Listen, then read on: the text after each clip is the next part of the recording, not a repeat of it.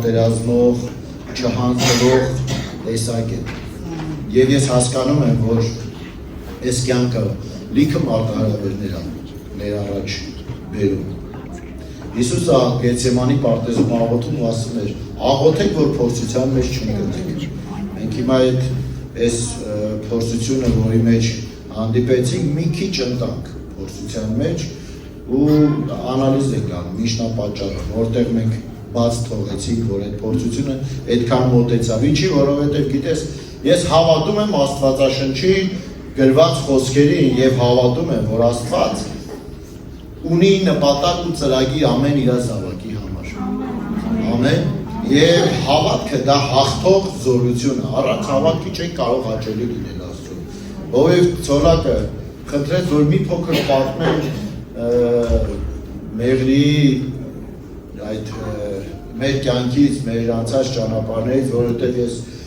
97 թվականին ապաշխարել եմ, 90-ական թվականին, 91 թվականից 90-ի վերջ, 91-ից կյանքի խոսք եկեղեցում եմ Հովիվ Արտուրի հետ այն ժամանակ մեր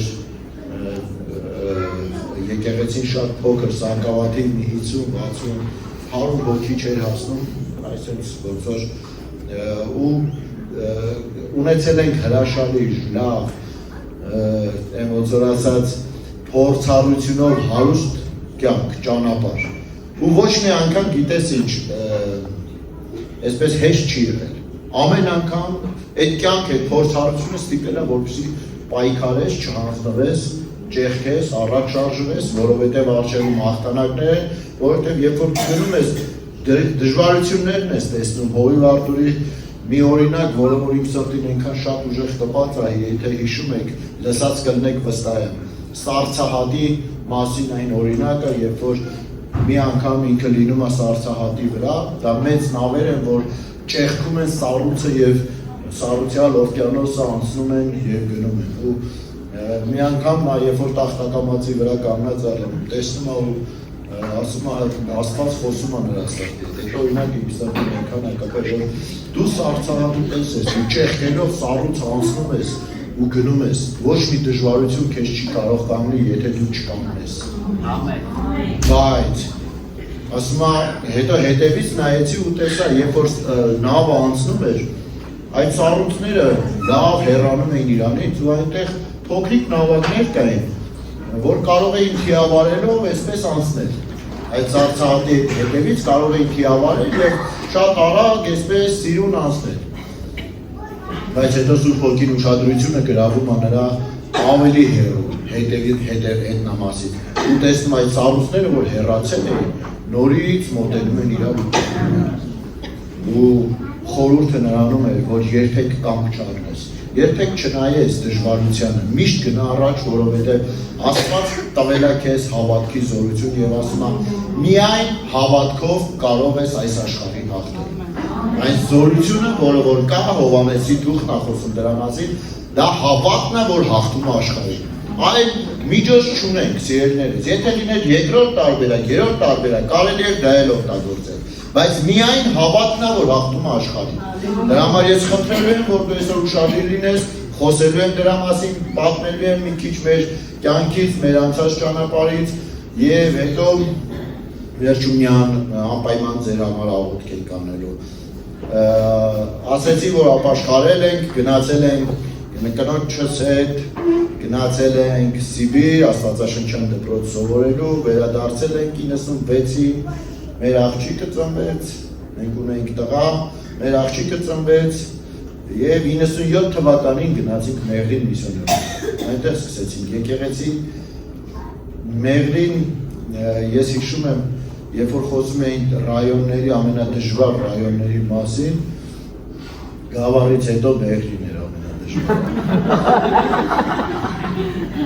Հովիվ Արտուրը այսպես հումորային այսպեսի մի բան ուներ, ասում էր, մարդիկ այնտեղ կոկա-կոլան ավելի ճանաչված է, քան Հիսուս անունը։ Դա Մեղրի մասին է եղել։ Այսինքն մարդիկ այնտեղի ապրողները ճանաչել, իմացել են մուսուլմանական, քանի որ Պարսկաստանի, Իրանի են սահմանամերձ հատվածում ու այդ թուրքական, մուսուլմանական տոներ, բայրամ եւ այլն, դրանք ավելի շատ են իմացել, քան թե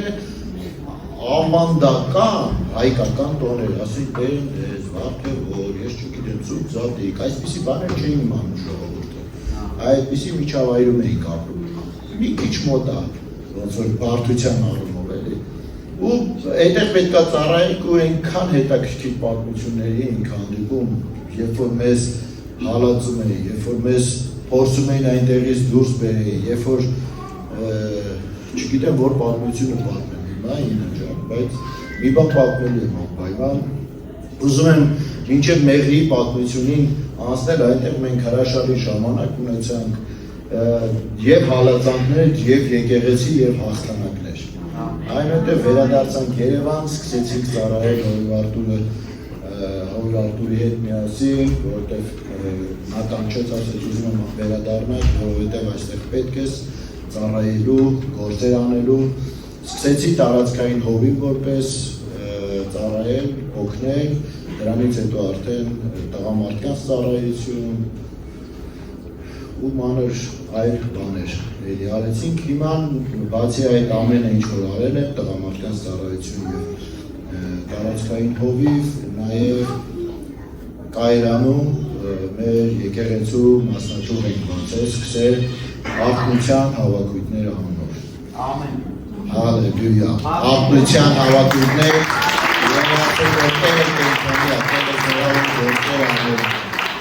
մի փոքրիկ վկայեմ վերջի մեր տարեվերջյան այս ծառայության մասին, որովհետև Երևանու այդ ամբողջ համայնքը իմ հովվական տարածքն է, ու մենք որոշեցինք այնտեղ մենք ունենք, դուք լսել եք Նուբարաշեն ասված տարածքի մասին, առաջվա Սովետաշենն է,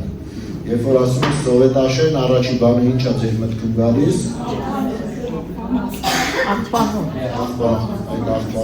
աղբի կուտակման վայրը, ամբողջ Երևանի հարակից այդ տարածքների աղբը կուտակվում է այնտեղ, այսինքն դա այնպես չի, որ շատերը կուզենան այնտեղ գնան և տուն առնեն կամ բնակվեն, հա? Այսինքն այնտեղ ամեն տեսակի այսպիսի բաներ, ոնց է կոչվում, հաստատություններ կա, հոգեբուժարան կա, բերդը կա, աղբանոցը կա, գերեզմանները կա, մի խոսքով, ամեն բան խոսում է նրա մասին, որ ստեղ ինչ-որ բան պետք է փոխվի։ Ու երբ որ որոշեցինք, ասեցինք լավ, մենք սկսել ենք Արքունության հավաքույթները Կայարանում, որտեղից սկսենք, տեր, խոսքուր, տեր, տեսիք դուր ինչ անենք, ու գիտես մեր ձեռքերի մեջ հայտնվեց մի այսպիսի ցանկ երեխաների, այս սերունդը պատճառ հանդիսացավ դրա համար։ Երեխաների ցանկ մեր ձեռքերի մեջ հայտնվեց, որտեղ մոտ 170 երեխա ծայրահեղ ծանր։ Գիտես, ես 90-ականների սերունդից եմ ավելի, 60-70-ական տարիների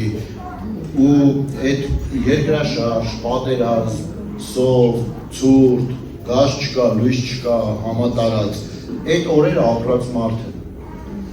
Եվ գիտեք այնտեղ այսօր, այնպիսի տեղեր գնացինք, այնպիսի երեխաների, այնպիսի իրավիճակներ հանդիպեցինք, որ 90-ականներին ես չէի տեսել։ Սարսափելի վիճակի մարդկանց, սարսափելի պայմաններում ապրող մարդկանց, այդ աղբանոցի կողքը, մի հատ չգիտեմ 3-6-7-ի վրա դոմիկի մեջ 11 շունչ, ու լիքը մանր երեխեք դրանցից, այդ նույն դոմիկի մեջ ապրեն, ուտեն, քնեն, լողանան, դուրս իրենց կարիքները հոգան եւ այլն, անպատմելու, ես զարմացած եմ, դեր մի բան պետք է անենք, այսի սենց չի կարելի թողել, այսի մեր ժողովուրդն է, գիտես հովիվ լինելը դա հեշտ առաքելություն չի, դու կամ ճիշտ հովիվես, ինչպես ծոլակ հովիվը, դու կամ ուղղակի եթե որոշել ես հովիվ դառնաս, մի հատ պետք է հոգեբանի մոտ այցելության գնացվես, ստուգ են ամեն բան նորմալ է քո մոտ, թե չէ, որովհետև հեշտ չի հովիվ լինել, դու պետք է կոչում ունենաս կամ դու պետք է ինչ-որ խնդիր ունենաս մտավոր, որովհետև հովվի ծառայությունը, հովվի աշխատանքը շատ դժվար է։ Շատ դժվար է։ Դու պետք է ամեն մեկի մոտենաս, ամեն իրավիճակին, ամեն խնդրին, ամեն ընտանիքի մոտենաս որպես ծնող, որպես չգիտեմ, դա քո անձնական խնդիրն է, ու դու պետք է կարողանաս այդ իրավիճակի մեջ փոփոխություն ունենալ։ Հասկանում եք։ Երբ որ մենք այս վիճակը տեսանք երեխաների, հավաքվեցինք, աղոթեցինք, ծառայողական թիմով մտածեցինք ինչ կարելի անել ու սկսեցինք ինչ կարող էինք, ինչքան կարող էինք, մեր ծառայողները ամբողջ 1 տարի այցելեցին, հագուստով, շորով, մեկի հայատներն էինք մաքրում, մեկի տներն էինք սպիտակացնում, ներսը, մեկի լոմիկի կռիչն էինք սարքում, այսպես առնետները վազվզում էին այդ երեխեքի ոտերի տակով, երբ որ գործ էին անում բան հայատի մեջ, սարսափելի վիճակ էր։ Եվ տարեվերջան այս նոր տարվա ժամանակները մոտեցան ու գիտես մենք մտածեցինք, ասենք դե լավ է նոր տարի է գալիս, տարի փակում ենք, որ բավականին շատ գործ ենք արել, եկեղեցին 1 տարի կեսվա մեջ մոտ 150-ից մոտ մինչև 200 հոգի արդեն աճել է եւ այլն, լավ ժամանակ ենք ունեցել, լավ խաբեր աշխատանքներ ենք արել, բայց սրտիս մեջ այսպիսի մի բան կար, ասում եմ, հեսա մենք կգնանք մեր երեխեքի հետ, մեր եկեղեցու ժողովրդի հետ, կգնանք նոր տարի կնշենք, ինչ-որ մեկի սեղանին խոզի բութ կլինի, ինչ-որ մեկի սեղանին չգիտեմ, ինչ-որ բաներ կլինի, ու մենք երեխեքին սովորաբար ծնողներս մտածում են, չէ ինչ-որ մի հատ հաճելի բան անենք, բոլոր երեխեքը սիրում են այդ նոր տարի, որտեղ նվեր է ստանում։ Բա ինչ անենք, ասի բերեք այդ երեխեքի համար մի հատ անմոռանալի օր կազմակերպենք, որտեղ չենք կարող այդ բոլորին ինչ-որ մի բան անել, եկեք գոնե երեխեքի համար, որտեղ այդ երեխեքն էին պատճառ եղել 170 երեխաներ, ում համար մենք գնացինք այդ գթության, այդ ծառայությանը, որպեսզի այդ մարդկանց հասնենք։ Իդեպ կոչեցինք այդ ծառայությունը արի տես։ Ինչի, որովհետև դրա մասին կխոսեմ։ Կոչեցինք արի տես, որովհետև եթե պատմում եմ, հիմա ես դες պատմում եմ, դու որոշակի սենց դեր մտքի մեջ, երևակայության մեջ պատկերացում եք կազմում, թե այդ ինչ ենք արեցինք այդտեղ։ Բայց մինչև չգաս քո աչքով չտենաս, դու չես հասկանա, այդ ինչ ենք արել, կամ որտեղ են այդ մարդիկ ապրում։ Ու երբ որ որոշեցինք երեխաների համար այդպիսի մի բան անել, նորից եկեղեցու, Կայրանի եկեղեցու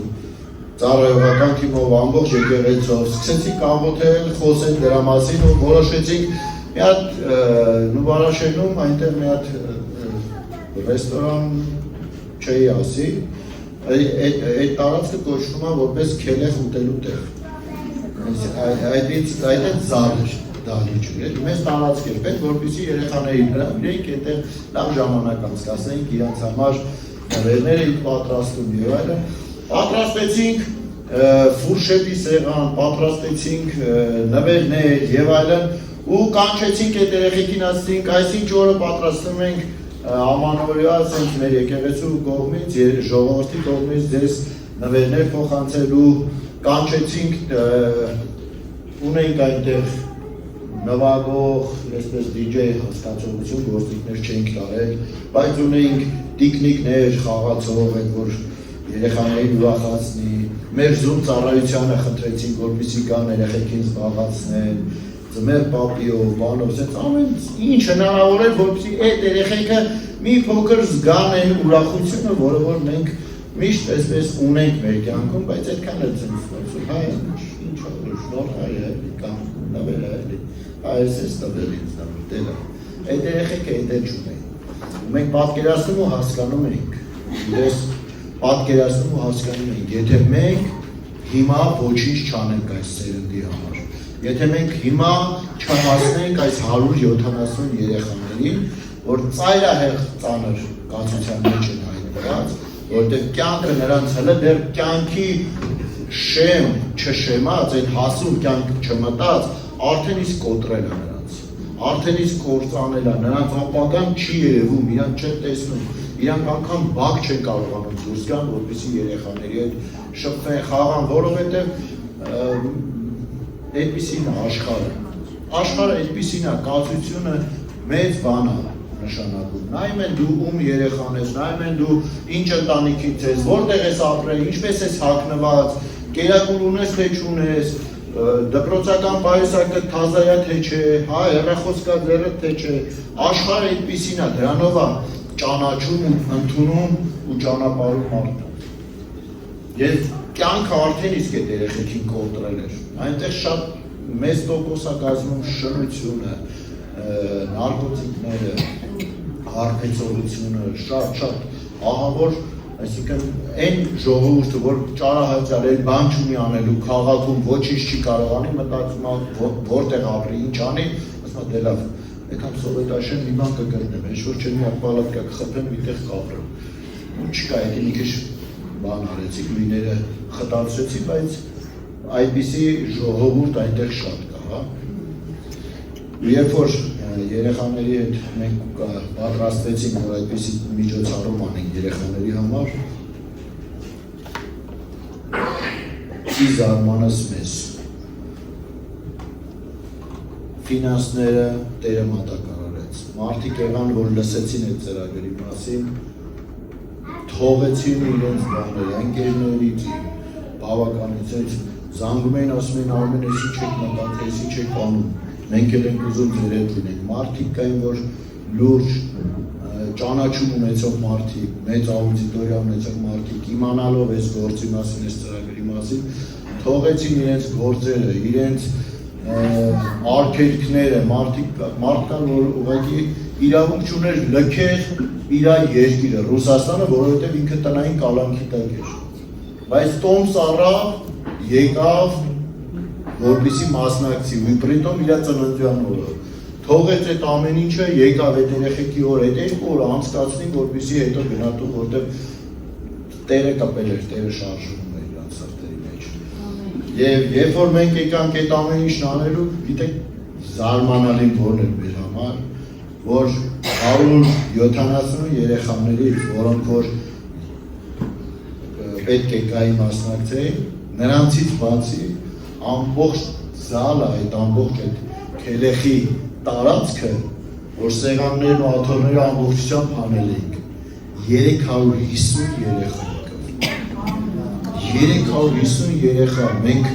սենց նայում ենք ծառայողներով իրար, մենք չգիտենք ինչ անենք այդ երեխեքի հետ, մենք չգիտենք ոնց ենք այս երեխեքին, համ ուրախացել ենք, համ հետները պարել, լավ ժամանակ, իրենց այդ գերակրել, ուրախացնել եւ այլն, վերջում նվերները բաժանելուց ժամանակ կեսից արդեն ես հասկացա, ես ինչ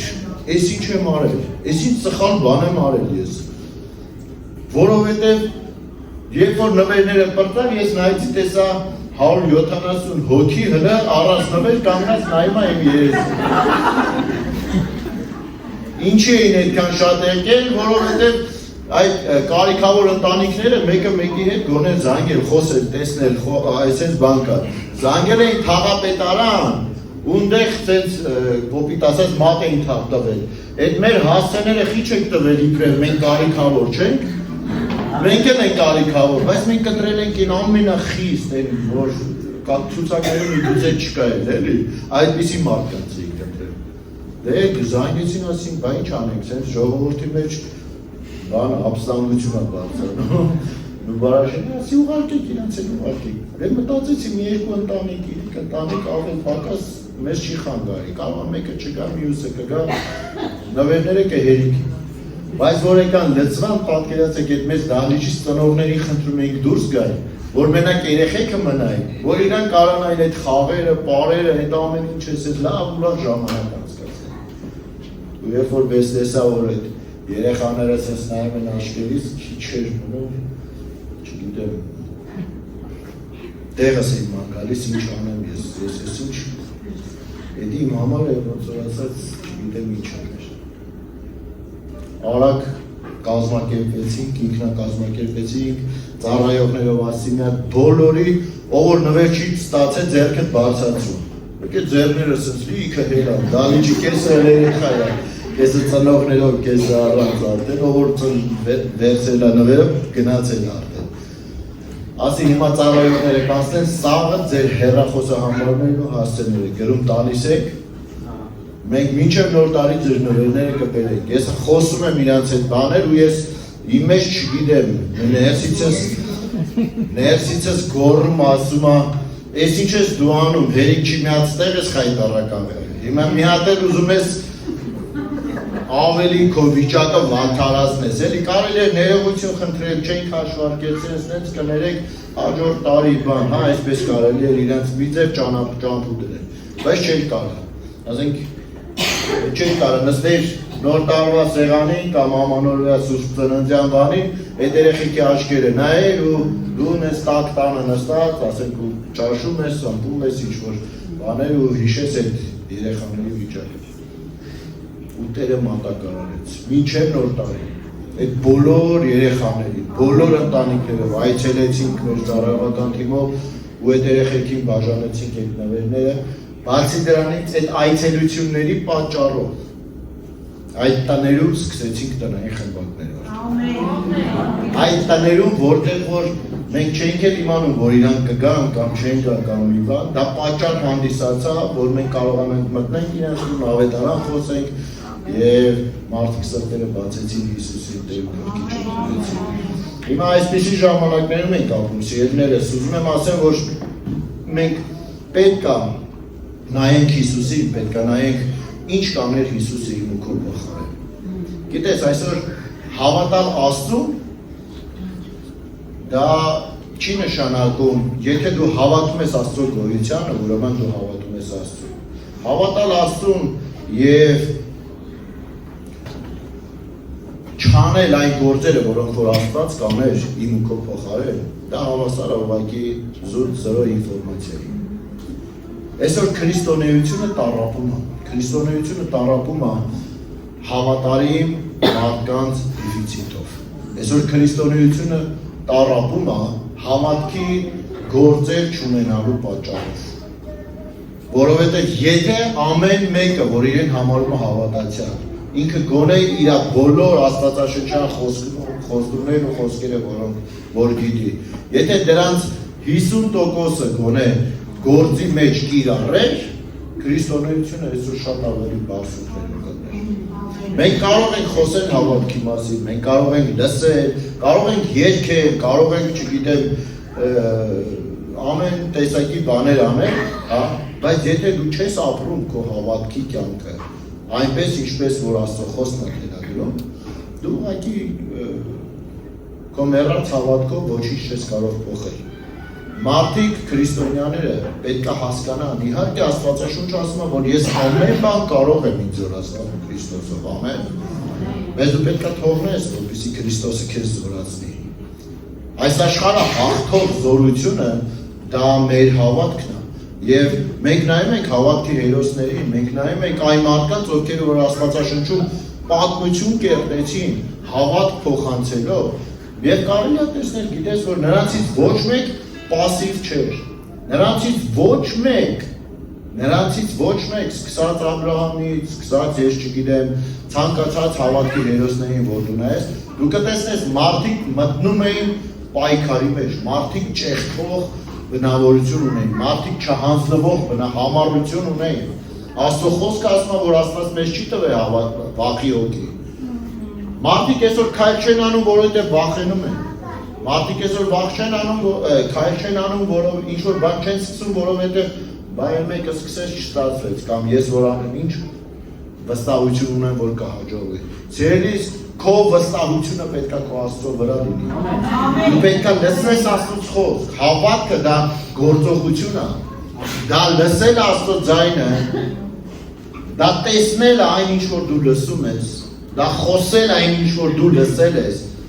խոսես երևացողի պես եւ վեր կենալու գործ անել։ 4 բան, որոնք որ շատ կարևոր է հավատքի կյանքում։ Դու պետք է լսես, դու պետք է տեսնես, ոչ թե ֆիզիկական աչքերով, այլ քո երևակայության մեջ,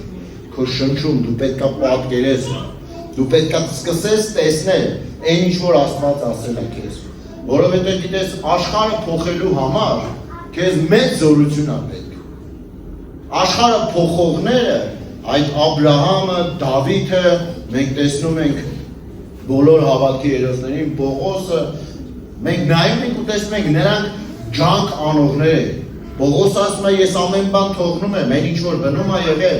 արդեն եղել պրծել է, ես դա թողնում եմ, ես չեմ շարունակում անել այն ինչ որ գնում էր։ Հետևում կատարվածները թողնում եմ եւ առաջ եմ գնում։ Եթե դու ուզում ես այսօր առաջ շարժվես քո կյանքում, սիրելիս, դու պետք է թողնես հները։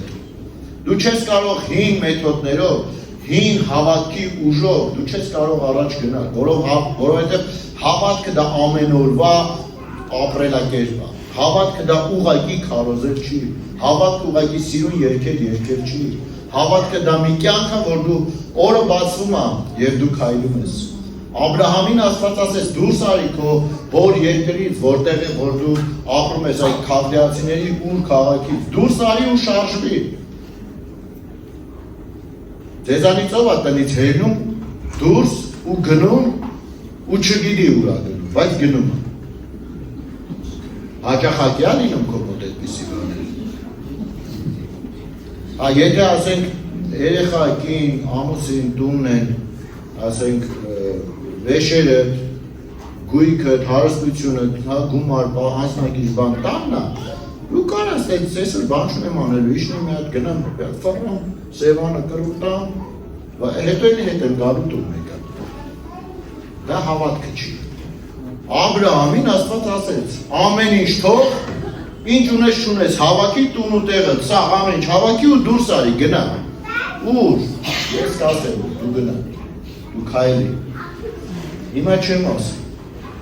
շարժվի, չիմանալով ուր ես շարժվում։ Հավատքը այդպիսի վստահություն դերսի, որ քեզ առաջնորդում է, որ դու Տիրոջից խոսք ես ստանում քո հոգու մեջ, ու դու հասկանում ես, որ Տերը խոսք է տալիս, Տերը ուղերձ է տալի քեզ ու ասում է դուրս արի ու շարժվի։ Երբ որ մենք գնացինք Բեռլին, մեզ համար գիտես ինչպիսի մեզանից առաջ եղել էին այնտեղ միսիոներներ եւ շատ դժվար կացության մեջ էին հայտնվել, մի քանի ամիս էին նրանք այնտեղ եղել եւ այնպիսի դժվարություններով էին անցել, կարիճի խայթով, ձեր չգիտեմ ինչպիսի այսպիսի, այնտեղ Մեղրին Հայաստանի ամենահարավային հատվածն է եւ այնտեղ ձմեռը ջուր չկա։ Այսինքն շոկ է, ջերմաստիճանը 50 պլյուս է։ Հա, ասենք գիշերվա ժամը 1-ին, երբ որ մեր այս դրսի պատի բալկոնի վրա կպցրած փակցրած այդ ջերմաստիճանը ցույց է տալիս գիշերվա ժամը 1-ին 41 աստիճան։ Պատկերացրած ցերեկը ինչպիսի Գերման ու այսպես արևի տակ դուրս գալ չի կարող այնտեղ ժամը 2-ից 3-ի 4-ի հատվածներում, որտեղ չգիտես դու տեղ կհասնես թե չէ, եթե ոտքով ես գնում։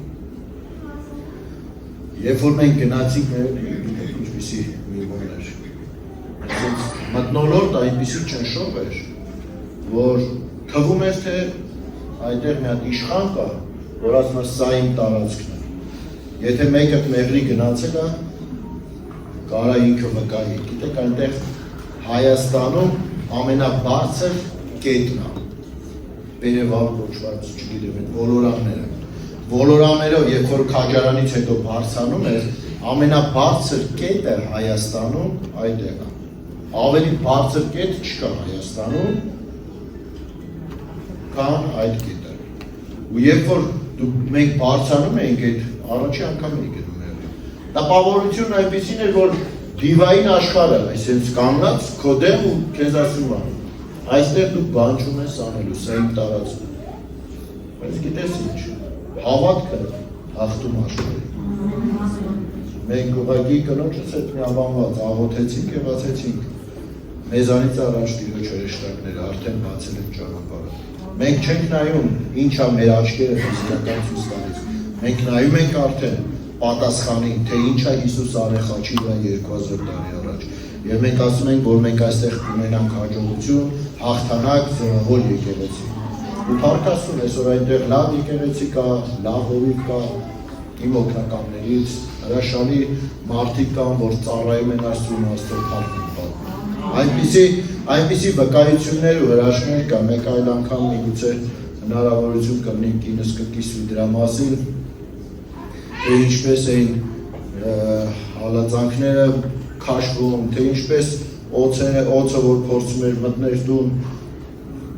չգիտեինք այդ մեկը պատմել քո բաներից պատմեմ օրերից մի օր նստած ենք տանը եւ գիտես այսպիսի մեջ երկու պատուհան ոնց որ այս երկու պատուհանը մեջտեղի հատվածում դրված էր հեռուստացույց զալի պատուհան եւ հետևի կողմում բակ ունեինք փոքրիկ բակ որտեղ կարող էին նստել սրճել եւ այլն օրերից մի օր sense մոտենում եմ այս հեռուստացույցին այս պատուհանին հենց մոտենում եմ ոցի ձայն եմ լսում ֆշշում ասած ուժեղ sense ասում ես ինչ ա կա ոնց չի մտեդու եւ այլն շփոթվում ենք եւ այլն ինան ասում է Արմեն ոնց կա ոնց որ դունը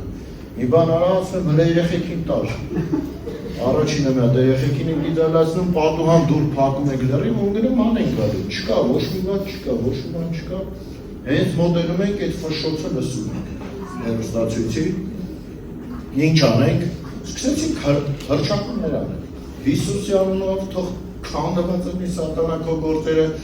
գրված է որ կնոջից ծնված է քո գլուխը կջարդի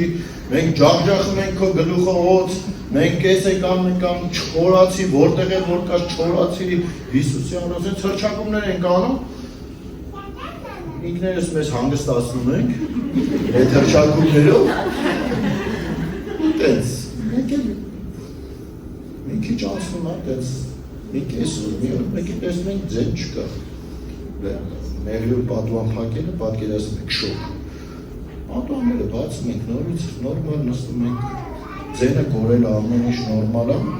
եւ մի 2-3 օր հետո ընդամենը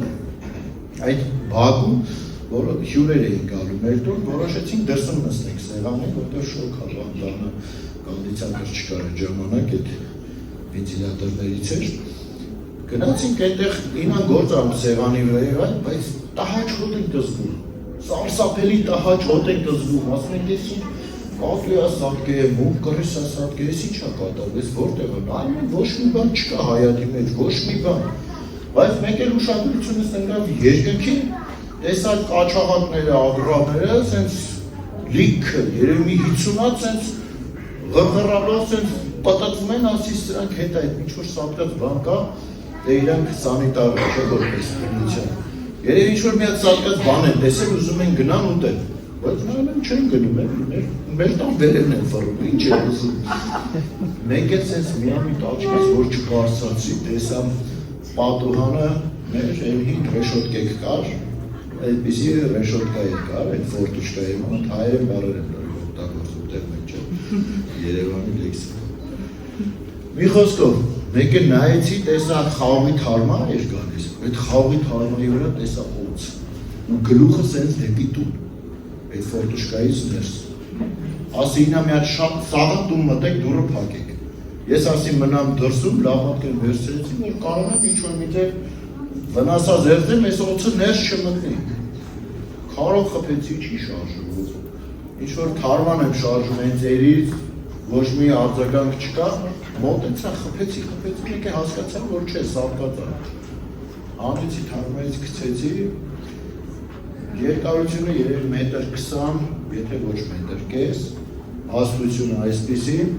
դուրսա օծ որը որ գլուխը կախել էր պատուհանից ներս որ ուզում էր ներս մտնել ու ամբողջ գլուխը սենց բան եղած ծխված այսինքն ամբողջ մարմինը ամբողջական բայց գլուխը ծխված ես չգիտեմ հիմա ինչ ա եղել հրեշտակը ոնց է այդ աղոթքի դավանանքի հռչակումների ժամանակ ինչ բրյոմա օգտագործել դրա մասին կուրսի չէ բայց որ այդ օծը չորացել ու ընկել է գլուխը ջախջախված էր ամբողջ մարմինը նորմալ բայց սկսել էր արդեն այդ շոկի տակ փտել այդ հոտը դրանից էր գալիս վերցրեցինք շպրտեցինք այն կողքի գարաժի վրա կռիշի այդ կաչաղակների իրանց հարցը իրանց հետովա կերակուրը կերա հալելույա այդպիսի բաներ ա լինում երբեմն երբ որ միսիայի մեջ գտնվում ու գիտես կյանքը այնպիսի դժվարություններ ա ցույց տվել եւ օգնել որպեսզի Աստվածաշունչը ասում է Հակոբոս 1:2-ը առաջի գլխի երկրորդ խոսքը իմ ամենասիրած համարներից Աստվածաշունչը ասում է ուրախացիր կողքինիդ ասա ուրախացիր Ուրախացի, ոչ թե այն ժամանակ, երբ որ ծնունդ է, նոր տարի է, ուրախ ես, ուրախանալու պատճառ կա, այլ Աստվածաշունչը հավատքը սովորացնում է ինձ ու քեզ եւ ասում է, ուրախացիր այն ժամանակ, երբ որ կերպ փորձությունների ես։ Գիտես, երկու անգամ ինձ ասում է, այսօր մահից պրծել ենք, մնում է ասել, ուրախացիր։ Կերպ փորձությունների ենք հանդիպել, այս կյանքը արկածներով լի կյանք է։ Գիտես, եթե դու չվերաբերվես արկածներով կյանքի, քո հավատքը շատ դժվարություններ կունենա։ Դու դրա փոխարեն կսկսես լացել, տրտնջալ, տրտմել, խիա իմ հետ լինում սենց բաներ,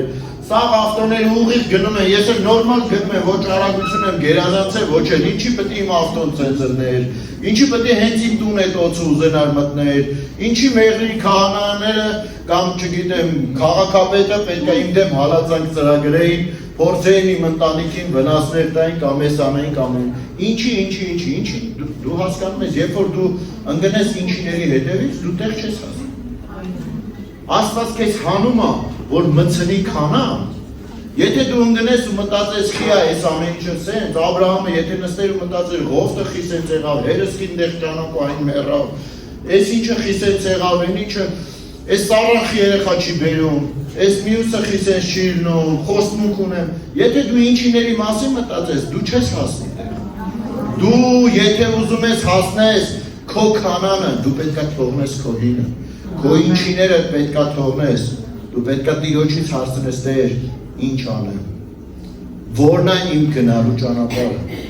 Եվ մենք մեր կյանքում ունենք, մեր ընտանիքում ունենք, որ մեր կյանքը քրիստոնեությունը առավել ևս, երբ որ դու ներքուստ միսիոներ ես, մենք ունենք այսպիսի մի բան, ոչ մի բան, մեր դեմ շինված գործիքներից չի հաջողվում։ Անգամ եթե փորձ էլ արվի, Աստված դա կշրջի դեպի բարի, որովհետև այս կյանքը արկածներով լի կյանք է։ Մենք նայում ենք դժվարություններին, մենք նայում ենք այդ հալածանքներին, մենք նայում ենք այդ դժվարություններին, խնդիրներին, ասում ենք, դե սա այսպիսին է, դե ես հիմա կնստեմ, ինչպես Սաղմոսն ասում 23, դու սեղան ես պատրաստել իմ առաջ, թշնամիներից դիմաց, ով է սիրում նստի թշնամիների դիմաց, սեղանի շուրջ ու ճաշակի, լավ համով ճաշուտի, ով է սիրում։ Դու պատկերացնում ես Դավիթն է խոսում, որը որ իր կյանքը մազերից էր կախված, այսինքն այնքան անգամներ է ինքը մեռնելուց պրծել, Սաղուղից սկսած, քանի անգամ նիզակով ուզում սպանի, ամբողջ Ինտերպոլն ու ես չգիտեմ բոլոր լրատվամիջոցները ման են գալի Դավիթ անունով մեկին, որ սպանեն, որովհետև ապագա վարչապետն է դառնալու, արդեն Տիրոջից խոսք կա եւ այլն։ Դուք հասկանում եք, ինչքան վտանգներ կար Դավիթի կյանքի վրա։ Մահվան շուքի ձորով էր անցնում Դավիթը, ու Աստվածքը ասում է. ես չեմ թուլանա, որովհետև դու Տեր, դու սեղան ես պատրաստել ինձ համար, բայց թշնամիներս էլ դեմն են։ Մի վկայության փոքրիկ դրվագ էր, որ Մեղրիում տեղի ունեցավ, երբ որ այդ քաղաքապետը եւ այդ ժամանակների հիմա պարկասում լավ մարդիկ են, լավ ծառայողներ են այդտեղ, քաղաքապետը փորձեց մեզ վտարի մեր շրջանից, ասեց դուք դուրս եկեք, տալիս եմ ձեզ 24 ժամ ժամանակ, որ ազատ եք Մեղրին, այլապես ուրիշ ձև եք ձեր հետ շփվելու, խոսելու, ու մինչև այս զրույցը, որ պետք է գնամ ու ինքը այդքան բանը ինձ ասի,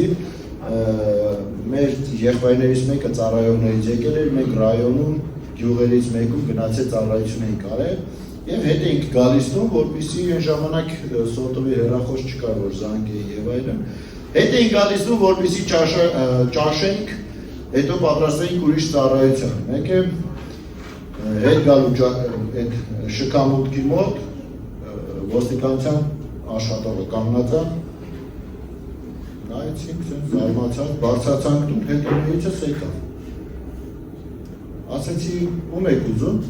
բա դուք եք Արմեն Ստեփանյանը, ասի այո, պետք է բաժին գնանք։ Ասում եմ, ինչի համար բանն է։ այդպես բանով են, հա, ոչ թուղթ, ոչ մի բան,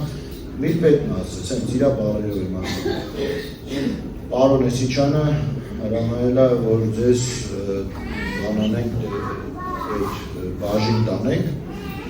ասի պատճառ կա դրա, կգնանք կտեսնես, ասի շատ լավ, ընկերոջս հետ եմ, կամ մտնում ես հիմա իմ հետ նստում ենք մի հատ ճաշ ենք ուտում իրար հետ, հետո նոր գնում ենք, կամ ուղղակի գնա պարոն Հովհաննիսյանին ասա, Արմենը հիմա չի գալիս, որովհետև հյուր ունի հաց պետք է ուտի։ Այս երիտասարդը սենց նայում է վրես, ասում է տղեն պարոն Հովհաննիսյանը հարևաղցի վիրավորված ամբողջությամբ կոնտուզիա տարած մի հատ լավ մարդ է, սերեսբույի ու են որ ասում է ամենալավ տղեշք ու ամենալավ հարգված ու ֆինանսապես ապահովված մարդիկ ուղղակի երազում են, որ պարոն Հովհաննիսյանը իրանց ժպտա։ Այդպիսի մեկն է։ Ասում եմ ներս արի, որ ճաշ ենք իրել, դա չէ իրավունք չունեմ, չեմ գալու, ասի դե գնա պարոն Հովհաննիսյանն ասի Արմենը չի գալիս, որովհետև հյուր ունի դրսից պետք է ճաշի։ Մի խոսքով սենց այստեղ են մտածում եմ, ասում եմ դե լավ, ես ձեզ կսպասեմ ներքևում, մինչև դուք ճաշ եք վերջացնեք, լավ տարբերակ անդիմ էլի, որտեղ որ գնաց մի հատ ճաշել ինքն է դերում, ավելի լավ նախընտրում եմ, որ սպասից դեր, այս դրվագը է չեմ շարունակում, էս էի ուզում ասեի, թշնամիների դիմաց տեղան է բացել, ասում եմ նստի ճաշի, հանգիստ եղի, փորձությունը եկել է, քեզ ուզում է խեղդի, փորձությունը եկել է, դժվարությունում քեզ ասում է մի հատ վախեցի, մի հատ բոյ է անում ձեզ, ասում եմ, ես եմ ստեղ տեղ ու տիրակալը, ես եմ ասում եմ, դու ուշացել ես, ես չեմ նայում, թե ով է այսօր, այստեղ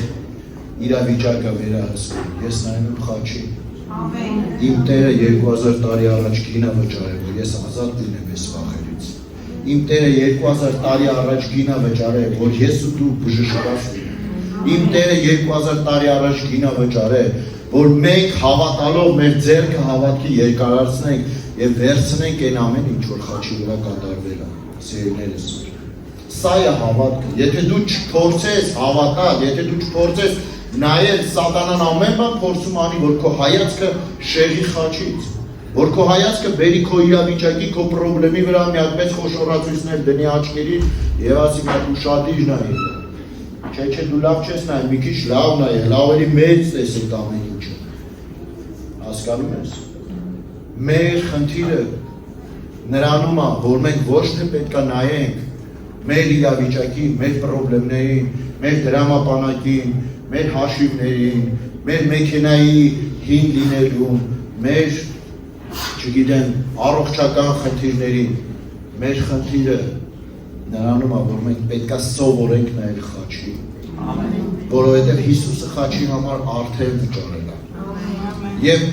պատմություն կերտելու, պատմություն կառուցելու համար կարողանում են կառուցել ու կերտել այն մարդիկ, ովքեր որ չեն նայում ինչ է իրանց ցույց տալիս իրենց կյանքի իրավիճակները, այլ քայլում են հավատքով։ Քայլում են այն հավատքով, որ ուներ մեր հոգևոր հայր Աբրահամը։ Գնալով գիտեղ, ուր որ չգիտեն ուր են գնում, բայց անում են հավատքի քայլեր, որովհետև ունեն խոստմունք։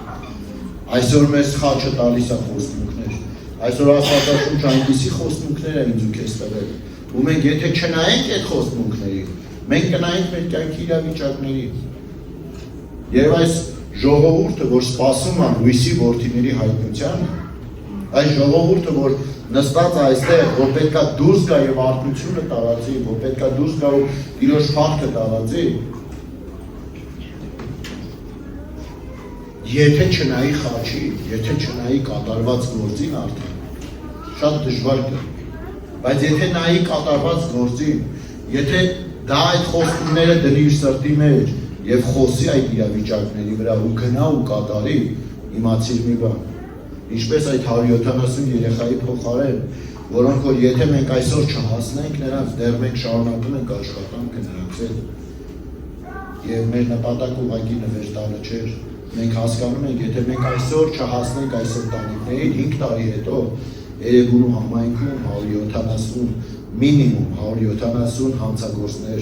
շնացողներ, նարկոմաններ, հարբեցողներ են լինելու։ Մենք այսօր արդեն հավատքով քայլում ենք այդ ճանապարհի վրա, որ 5 տարի հետո մենք ունենանք ոչ թե այդպիսի սերունդ, այլ ունենանք սերունդ, որ Աստծուն փառաբանում են, եկեղեցում կանգնած են Տիրոջ փառքը պատմում։ Ամեն։ Նայիր հավատքի աչքերը, որովհետև հավատքը տեսնում է չերևացող բաները։ Դու պետք է սովորացնես, դու պետք է վարժեցնես քո հավատքը։ Եթե դու ուղղակի լսես միայն հովիվ ծոլակի հրաշալի քարոզներն ու հայտնությունները ու ասես ինչ լավ խոսք խոսեց մեր հովիվը, ինչ լավ ուշադիր վերաբերմունք է ցույց տալիս նրա կինը, ինչ հետաքրքիր ծառայություն էր, այսօրվա ծառայությունը տարբերվում էր մնացածից։ Եթե դու այդ ամեն ինչ ուղղակի մենակ լսես, այդպես կարծիք կազմես, ու գնաս քո տունը շարունակես ապրել քո կյանքը, ոչինչ չփոխելով քո կյանքում, վաղվա քո օրը չի փոխվի։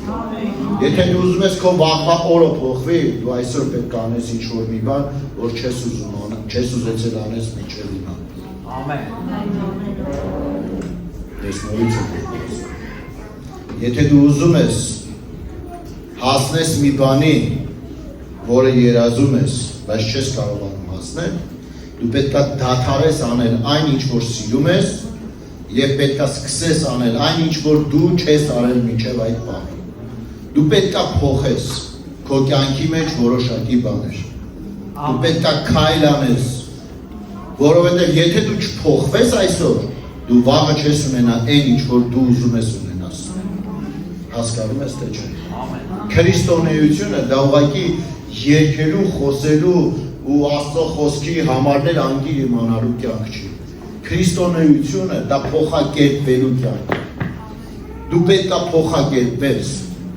Քո կյանքը պետք է փոխվի։ Մարդիկ ովքեր ճանաչել են Արմենին,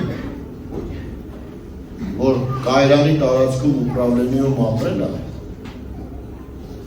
եւ մինչև այդ 90-ական թիվը, եւ հետո տեսել են Արմենին, նրանք հասկանում են, որ Արմենը ուրիշ է։ Իմ մայրը, երբ որ տեսավ իմ հետևից էլ ոչ քաղմասից են գալիս, ասեն գիշերները ուշոտ, բայց տուն վերադառնում էի, իմ արունոտ չէի, նորմալ էր, ամեն ինչ նորմալ էր, այնքան էր ուրախացել, աշխարհը իրանն էր, քաղմասից ոչ զանգում են, ոչ անհանգստանում, ոչ գլուխը ցավում, ոչ դպրոցի կամ հարևանի ծնողները չեն գալիս, չեն բողոքում, որ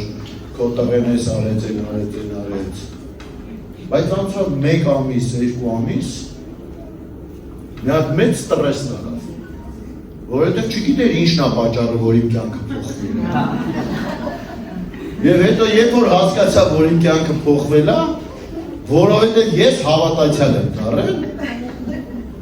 գիտեք այս ժամանակ, այսօր հավատացյալ լինելը ուրիշ սիրտ է։ Հարգի բան է, ու փառքասում դրա համար։ Այն ժամանակ հավատացյալ անունը ասոցացվում էր, ես չգիտեմ, ամենա շատ վատ կացության մեջ հայտնված աղքատ, ես չգիտեմ, լիքը կյանքում հաջողություն չունեցած, այսինքն հավատացյալ կարող էին շատ լավ ուժեղ հավատացյալ սուրբ մարդիկ կարող էին համարվել այդ Նուբարաշենի այդ կացության մեջ ապրող մարդկանց տեսակ։ Այսինքն դու պետք է այդպիսի լինեի, որ դե հա ուրիշ բան չունի անելու, ստիպված է պետք է հավատալ, հատված մի բան այդտեղ դուրս գա։ Բայց չէ, նայես տեսավ ես հավատացյալ եմ դառել, լսեց ինչ-որ մի ձև, ինչ-որ մի տեղից իրան հասել էր ու մեծ ստրես էր տանում։ Աղբորս ասեց, մենք 3 եղբայրներ ենք, մեկին մտածում կարող է ճանաչում եք, որ ծոլակը ճանաչում է Արտուրը, Ստեփանյան, որ հիմա Յարոսլավում է ծառայում, հայկական ծառայության մեջ, աղբորս հանեց, ինքը ինձանից ավակա, հետո մի հատ ավելի մեծինում եք։ Մորս, մայրս Արտուրին բռնեց, ասեց, աղբերդ գժվել է,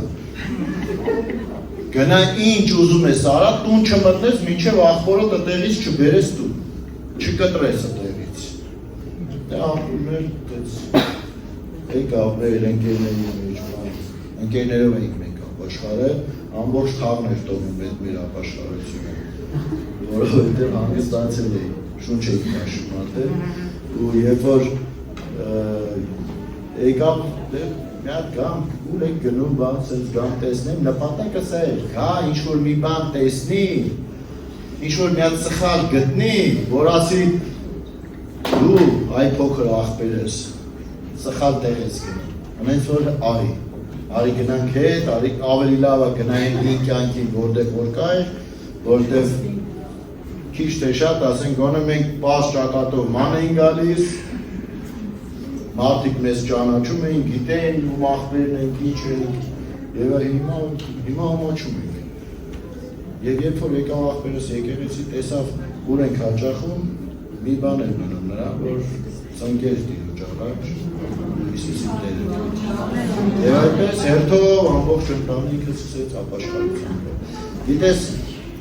քրիստոնեությունը փոխակերպման կյանք է, դու չես կարող նույնը մնաս։ Դու չես կարող ասես ես հավատացյալ եմ, իմ հավատքը աճում է, եթե դու չես փոխվել երեկվա համեմատ։ Կներեք մի քիչ կարող է խիտ գույներով տվեցի այդ բառս, դու պետք է ամեն օր փոխվես։ Դու պետք է ամեն օր ինչ-որ մի բան, մի ավազի, մի հատիկ ավելացնես քո հավատքի կյանքին։ Քո մտածելակերպի մեջ, քո Աստված ճանաչողության մեջ, քո խոսքերի մեջ, քո վարքի մեջ, քո ապրելակերպի մեջ։ Դա է քրիստոնեությունը, սիրելիս։ Հիսուս ասեց ինձ մոտ եկեք։ Ձեր բեռը տվեք ինձ, ու ես ձեզ կհանգստացնեմ, ու իմ թեթև լուծը վերցրեք ու գնացեք իմ գործերն անելու։ Հիսուսը այն ինչ որ անում էր, ասեց դուք գնացեք արեք եւ այլ ավելին արեք։ Մենք ուզում ենք ավելին տեսնենք, բայց ասում ենք հորիցոնակ տեսնենք եւ ոնց է դա անել։ Ո՞յը չի անում։ Եկեղեցին անում։ Սիրելիներս, մենք բոլորով ենք անում։ Երբ որ մենք որոշեցինք այդ ծրագիրը սկսենք, արի տեսը։ Մենք չասեցինք, ծառայողները չասեցին, դե հոր ջան, ոնց որ ասած դու ես այդպես փախած բաներ մտածում, ոնց ուզում ես, դե ասա ինչ անենք, անենք։ Չես ասի, մենք կսպասենք մինչև դու շարժվես։ Չէ, սիրելիներս, մենք ընտանիք ենք, մենք մի թիմ ենք։ Ինչպես ընտանիքում կարիքները բոլորով իրար հետ են լուծում, այնպես էլ եկեղեցում մենք պետք է միաբան լինենք։ Մենք պետք է որոշենք, որ այս 5 տարի է դուք վճարում եք շենքի, հա, ես լսեցի եղբայրը ասում է, իպոթեկը։ Երբեմն մենք սկսում ենք Աստծուն ասել անի բաներ, որոնք որ մենք պետք է անենք։ Աստված ինչ որ պետք է անիր, արել է, խաչի վրա մահացել է եւ վերջում ասել է կատարվեց, ինչ որ պետք է անեի արեցի, ես վերջացրեցի, եկեղեցի։ Հիմա դուք գնացեք արեք, իմ փոխարեն։ Ես ձեր հետ կլնեմ, Սուրբ Հոգիս ձեր հետ կլնի, ինչ որ ես անելու էի արեցի, բրծա, այսքանը բավարար է, որ դուք հաղթական շքերթ, հաղթական կյանք ունենաք, գավառ քաղաքի մեջ, արթնություն ունենաք։ Ամեն։ Բայց երբեմն մենք այսպես նստում ու մտածում ենք, Աստված ջան, բայ երբ է սկսվելու այդ արթնությունը։ Բայց գրված չի, որ ոսկին ու արծաթը քոնն է, իհարկե գրված է, ու չի էլ կորել։ Հավատացնում եմ, ինչքան ոսկի եղել է երկրի ստեղծվելուց առաջ, այդքան ոսկի կա, չի պակասել, Աստծո ոսկին չի պակասել։ Ինչքան եղել է, այդքան մնացել է երկրի վրա, ուղղակի տեղը շարժվել է, տարբեր մարդկանց մոտ։ Ասենք, մի կիլո մեկի մոտ է եղել, 100 գրամ մեկի մոտ է եղել, 5 գրամ մեկի մոտ է եղել, մի քանի տոննա մի տեղ է եղել։ Այսինքն, այդ բոլորը էլի Աստծուն է, հասկանում եք, չէ՞։ Աստված չի փոխվում։ Ու ինչ որ ասել է, դա տենց էլ կա։ Պրոստը շարժվում է այդ ամեն ինչը։ Ինչպես Մովսեսի ժամանակ անապատում նա շարժվում էր եւ ասում այդ վեմը հետևում էր իրենից։ Վեմը, որից որ ջուր էր գալիս, հորիցոնակ, շարժվում էր, հետևում էր նրանց հետևից։ Նրանք խնդիր չունեին, ջրի խնդիր չունեին, այդ ջուրը ոչ թե նրանք ջրի պրոբլեմ ունեին, այլ նրանք վեմի հետ փոխհարաբերության հարցն էին լուծել։ Եթե դու քո ժայռից, քո վեմից, որը Քրիստոս Հիսուսն է, կարճած ես, ուր էլ որ գնաս, անապատի ինչպիսի ճանապարհներով էլ որ դու անցնես, իմացիր դու միշտ ջուր ես ունենալու, դու միշտ օրհնություն ես ունենալու, դու միշտ զորություն ես ունենալու ձեր ձեռքերի մեջ, ամեն, և դու ունենալու ես տալու, դու ունենալու ես տալու հնարավորություն, դու չես ասելու Տեր ոսկին ու արծաթը քոնն է, ես ոնց ես հարցը մուծենք, դու նայել ես ինչ կա քո ձեռքերի մեջ, ինչ զորություն կա, կարող եմ ես այդ հարցը փոքրացնել, այդ Գողիաթին կարող եմ հարվածել թե չէ, թեկուզ փոքր է, թեկուզ 1000 դրամ է իմ ձեռքի զորությունը, ես հավատ պետք է դնեմ դրա մեջ, ես պետք է հարվածեմ, ես այդ վարկը պետք է մարեմ, վերջացնեմ այս տարի, ես այդ վարկը պետք է թույլ չտամ անցնի 27 թիվ, շնորհակալություն այդ մի ամենի համար, մի հոգի հավատաց, դա արդեն քայլ է, դա արդեն քայլ է հավատքի, այդ վարկը 2027 թիվ պետք է չտեղափոխվի, մենք պետք է հավատենք այս տարի, Քրիստոսի անունով, եկեք ոտքի տանք, սիրելիներս, իրոք շատ օրհնված, շատ ձեր եկեղեցու մասին ես լսել եմ, պատմել եմ, այստեղ ծառայողներ են գնում գալիս, պատմեն ինչքան հրաշալի, ինչքան զորավոր, լավ երիտասարդություն ունենք ու լավ ժողովուրդ եք դուք, և գիտես ինչ, մենք պետք է արթնանանք, հովիվ Արթուրը խոսում է, որ այս տարի արթնանալու զարթոնքի տարի է,